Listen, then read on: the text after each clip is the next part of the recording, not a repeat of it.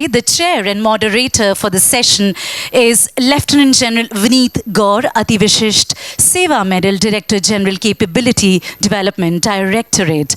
He is a 1987 batch officer commissioned from IMA Dehradun in the core of EME.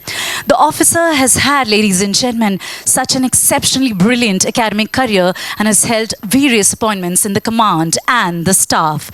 I request the chair and moderator, Lieutenant General Vineet Gour, to join us and take his place on the stage. It's my proud privilege to be chairing this very important session, which is on contemporary technologies and industry capabilities. This session, I presume and I hope that it will give you an expose of what the Indian defense private industry is capable of. You have seen some of the products that they displayed while you're having your tea. And I can only say that this is just a glimpse. There are many such innovators, there are many such private industries, particularly in the MSME and the startup domain, who have come up in last few years. And we see a lot of good things coming up through them as far as the capability development is concerned. So we have come a long way from where we started, and what I would try and do is to take this entire journey of the Indian defense ecosystem in a form of a story, and so I will weave it as to where we were, where we are, and then crystal gaze and see where we are likely to go. So let me start by where we were.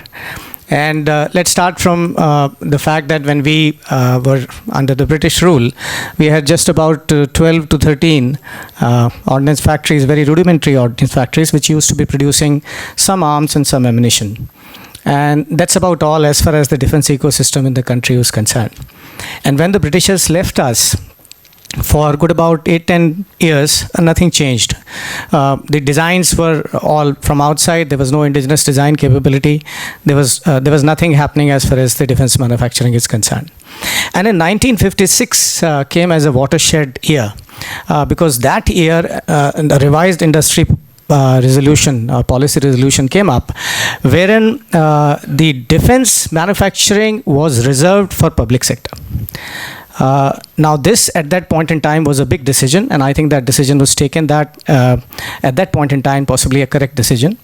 So in 1958 we had DRDO, which was established with just 10 modest laboratories, and this largely public or government driven system started to grow, and it grew to an extent that we had 41 ordnance factories now converted into 7 DPSUs. We have 16 DPSUs and we have 52 laboratories of the DRDO, and this is largely a public kind of a setup, a government driven setup as far as the defense ecosystem in this country is concerned. And apart from a few brilliance, some sparks of brilliance from the DRDO in terms of missile development, in terms of some other platforms, we found that this ecosystem performed suboptimally. And that's the reason the dependence of India in terms of its defense requirements on all foreign countries, and the imports remained, the primary source of our defense needs.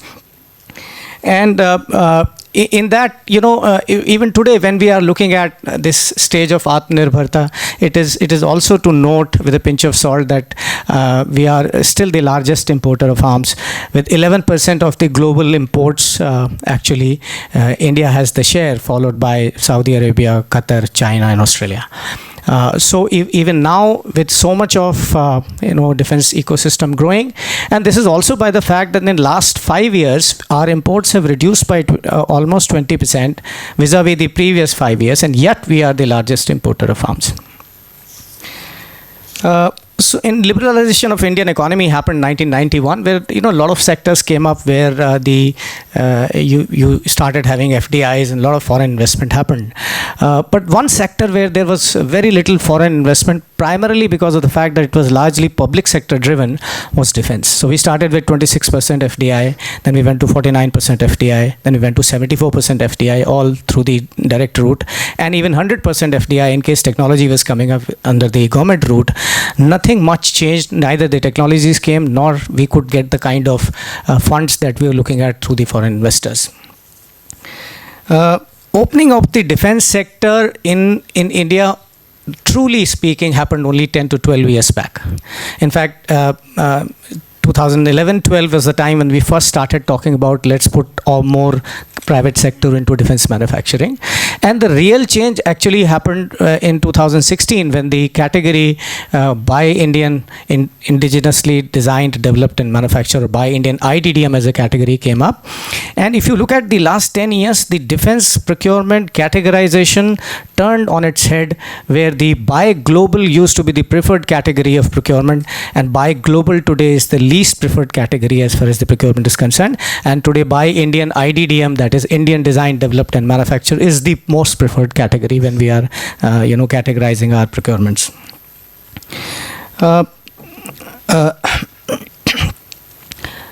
So what happened thereafter is, as the private sector started getting a little bit of a glimpse as to more number of contracts are going to come to us, some changes happened, and I want to show you what happened.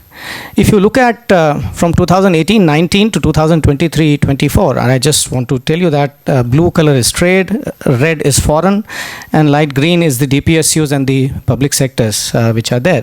So you will find that and these are the number of contracts and the percentages. So you see how the foreign contracts have completely dried. So there is no maroon anywhere in the last 2-3 years.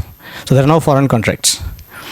Our contracts to trade are also increasing. As you can see, in the last 2 years, the blue is increasing. So this is what is happening, and this is happening primarily because of the shift of mind that has happened in the defense procurement as far as the Indian government is concerned. Also, let us see in terms of the booking of the budget. So we had a budget of around 22,000 crores in the beginning of the year, which finally we had to surrender a little bit. But the initial idea was that 83% of our budget booking will happen with the domestic players, and there will be, because previous contracts were still there, foreign contracts, 16% will come as the payments towards the foreign contracts. But finally, what actually happened, we could not get some of the foreign contracts delivery in time. Also, we could not get some of the Indian deliveries in time. So finally, we had this which actually happened at the end of the year. We had 97% payments of our budget. That means almost 16,000 crores, which went to the domestic players, and only 3% went to the foreign players. So you can see that the spending also is now accordingly changing in favor of the domestic players rather than the foreign players. And out of this 16,769, which is the domestic players, if I take a public and the private share, you will find that 12,562 crores is the public share, that is the public sector. And the balance which you see in maroon and light maroon is the share of the private sector.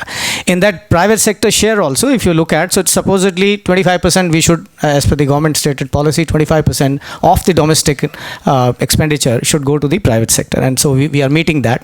But within that 25%, we were stated to have almost 375 crores for the startups. And we actually went much more ahead, and we actually had 864 crores which went to the startup. So you can see that what we are saying is translating into the actuals. It is not that the intent is not getting translated into action. The intent is getting translated into action on ground. In the year 2020, our Prime Minister gave 2 targets to the Indian industry. And first target was that by the year 2025, you will have 1,75,000 crores of annual defense turnover. That means your defense production turnover annually will be 1,75,000 crores. And he gave another target to the Indian defense industry that you will be exporting 35,000 crores worth of military hardware every year. So these are the 2 targets in 2020 to be achieved by 2025. And where are we? Let's just see that. 2022-23 end, we had 1,08,000 crores of defense production, and we had 16,000 crores of export. And last year we had 21,000 crores of export, and we had around 80,000 crores of defense production. So defense production is not going with the same speed, but the exports are going almost in the same speed. And irony of this entire situation is that while Indian government has played 75% of its orders to the public sector and only 25% to the private, the exports have been just the opposite. Out of the 21,000 crores exports, 75% share has gone from the private and only 25% has gone from public.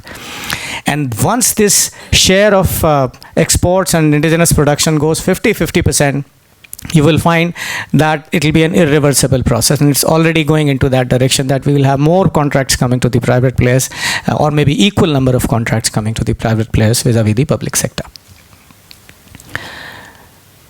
So this is just the journey of the defense exports, which I was trying to tell you.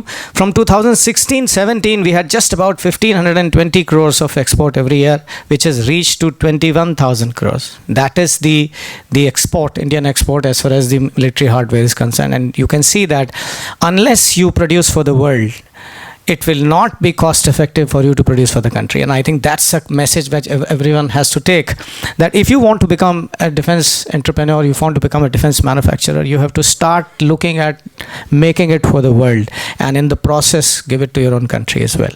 And I think that's the message, I think, which the private sector is increasingly getting, and that's the reason they have a lion's share as far as the exports is concerned. This is a snapshot of, I'll spend a minute on this slide, slightly busy, but I'll try and explain it. This is the snapshot of Indian Army's capability development as we see today. So now I'm coming to where we are. So I've just covered where we were, now coming to where we are. On the left top corner, we see 82,164 crore. This is our basket of the contracts already signed, and the delivery is yet to happen, which we call it committed liabilities. That means we've already placed orders. We have to receive the equipment worth 82,164 crores. There are total 406 schemes which are in post-contract management. That means the contract has been placed and we are now in the post-contract management stage. We have, if you come down from the same light green, the live acceptance of necessity, that means the live cases. We have 138 schemes which are in various stages of procurement, which are almost 2,81,888 crore. That means these will finally, in 3 years, 2 years, whatever time, will actually result into contracts. So this is the contract, the opportunity which is there in front, which you can see that this is what the Indian armies will be signing in terms of contract. Let's look at what we did last year. So financial year 23-24, come to the middle column, top middle column. We contracted 21 schemes worth 13,000 crores. We issued 25 RFPs worth 51,000 crores. We obtained 35 A1s worth 78,000 crores. And in emergency procurement, which happened, which the chief also mentioned, the 4 tranches of the emergency procurement, 1, 2, 3, and 4. In the last tranche, that is the EP4, we signed total 73 contracts, out of which 57 were signed in the last financial year, with a total of 6,576 crores. This year, if you come to the last row, the last column and the bottom, the schemes which are planned by March 25, we are looking at 26,552 crores. That means we have 24 odd schemes which we are planning to sign this year. In terms of the contracts concluded, in the year 23-24, that is the rightmost column, top pink color, contracts concluded. 71% of our contracts were concluded within the powers of the Vice Chief, that is the delegated powers, and 29% by value were signed by the ministry, which is actually just the opposite what it should have happened, because this year some of our schemes did not get signed from the ministry. But this is to note that the capacity of the contracts conclusion intrinsic to Indian Army, without involving the ministry much, is huge, that we could sign so many contracts in the last financial year. In the emergency procurement, a word, because why I'm trying to elaborate it is because this concerns the startups and the MSME, because we signed a lot of contracts with MSMEs and startups. So let's look at the emergency procurement tranche 1 to 3, wherein we bought 51% of our stores from Indian vendors and 49% from foreign vendors. That means because it was allowed to buy the equipment also from foreign in the first 3 tranches, that is EP1 to EP3. So out of this, we signed total 68 schemes worth 6,600 crores. This was the total that we could achieve, out of which 51% came from Indian vendors. Out of this 51%, you can see the distribution onto the right. The DPSUs had 26% share, the private industry had 55% share, which is less the MSMEs and startups, and the MSME and startups had 19% share. So you can see that out of the almost 3,000 plus 3,300 odd crores, which is 50% of what we signed, this is the distribution. So you can see the pie which is there for the industry, and you can see the pie which has gone to the MSMEs and startups. And the capabilities that we could get is in the domains as shown on to the left. That is the drones and anti-drone systems, 11 schemes, new generation munitions, 9 schemes, surveillance and sighting schemes, 9, infantry weapons, 9, communication, 13, and the like. So these are the capabilities that we developed, through EP 1 to 3. And a change happened in EP 4 because no foreign contracts were allowed. So EP 4 was completely indigenous contracts. In these complete 10,960 crores which we signed for 73 schemes, the distribution you can see is rising as far as MSME startups is concerned. And it is rising as far as the private industry is concerned. So this is a clear indication of the shift which is happening in terms of our procurement when we are looking at Indian Army. And again, the capabilities which we could address was surveillance counter drone. If I can put it a very safe figure, we had around 45 plus schemes so far which we have signed as far as counter drone and drone systems. Almost more than 1,000 crores. That means we've already bought more than 1,000 crore plus drones in almost 38 to 40 schemes. And we are going to buy more as the time goes ahead. Some of the systems which happened based on the demonstration, which is no cost, no commitment demonstrations linked procurement cases. You can see some of them which resulted into procurement. Not all NCNC demonstrations result into procurement. In fact, this is a crib that we keep showing you no cost, no commitment demos, and not many of them convert into procurement because of the processes involved. But there is this thing which I want to show you, that out of the 24 schemes and the products worth 3,300 crores came through NCNC demos. So please continue with your NCNC demos. One fine day, what you are demonstrating will possibly find its way to a contract. Our chief also spoke about it, and we had this lecture from Mr. Vaishnav, which was completely talking about innovation. So as you know that as regards innovation is concerned, our Army Design Bureau is working on it. We have a compendium of problem definition statement, which are generally the problems which the field formations feel in terms of capability, some minor capability or some major capability, whatever voids they have. They give it in the form of a problem definition statement. So we issued 110 problem definition statements, or 91 of them being in the operational domain and balance in the training and administration.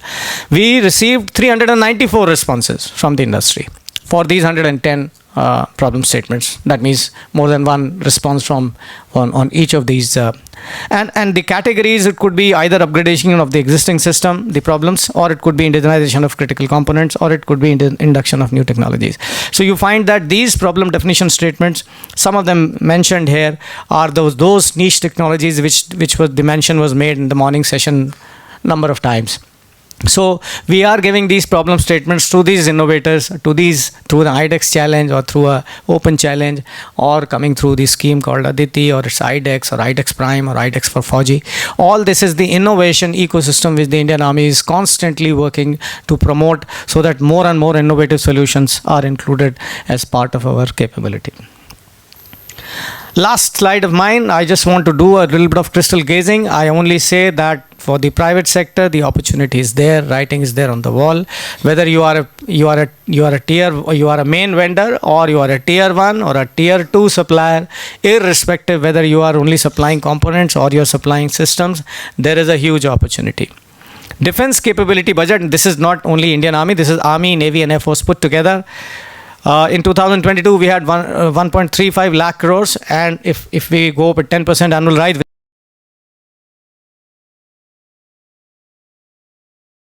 we should be reaching 2.2 lakh crores per annum. That is going to be the size per year. And if we can say Indian Army alone, in next 8 to 10 years, we are looking somewhere in the region of 7 to 8 lakh crores worth of equipment, which is likely to come up as far as Indian Army alone is concerned. Order book, existing orders plus next 5 years, again 10 lakh crores. This is again for the entire defense forces, not only for the army, but for the army, navy and air force. Defense exports, as you've seen, that the targets which was set by the Prime Minister of 35,000 will possibly reach that, and then reach even larger, almost 1 lakh crore kind of a thing, because I am certain that this is only going to rise, and going to rise very, very quickly, because our systems which we have made have been cost effective, and they have been used, but they are possibly now going to be used by all third world as also some of the advanced countries. Defense manufacturing, this year it has taken a little bit of a beating. Otherwise, last year it was 1,08,000 crores, as I told you. This year it has been just about 78,000 crores, maybe because of this disruption of the supply chain, because of the ongoing wars. So this also is likely to go to almost 3 lakh crores, the defense manufacturing, by the year 2027. And R&D by the private sector, whether it is in the form of Make 1 or Make 2, or it is IDEX, or it is all these instruments which the government has created with regard to innovation, or with regard to design and development, or R&D by the private sector, are only going to rise.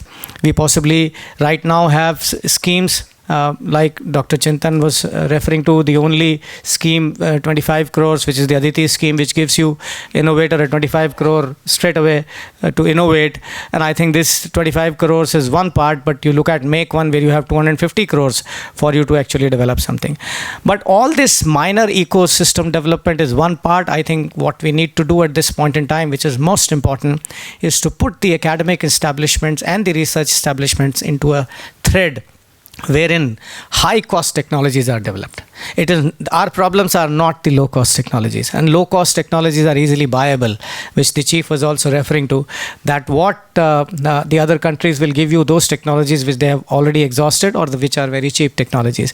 But the niche technologies, the technologies where you have to put your sweat and blood for many, many years, will not come easy. No country in the world, no private sector in the world has come up in 10 years.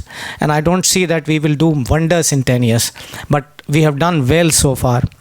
If we have to go ahead, the academic establishment, the research establishments, the private sector, the public sector, all will have to start working towards development of niche technologies. And that niche technologies, right, Mr. Chintan said, may not be incremental. It may be quantum, which means quantum, not the quantum technology, but quantum in the sense that rather than incrementally trying to develop something, you develop something which others have not thought of. That means you be innovative to develop those niche technologies which give you the same kind of end effect, but they are not the technologies which the others have already developed, and you are 2 technology cycles behind. These are those technologies which the advanced countries will start thereafter coming a technology cycle behind you. So should we have incremental approach, or should we have a quantum approach? With the talent that we have in this country, it is possible for us to look at both the incremental approach for certain things where we are doing the catching up, as also certain quantum approach where we will be the leaders in the technologies that we are developing.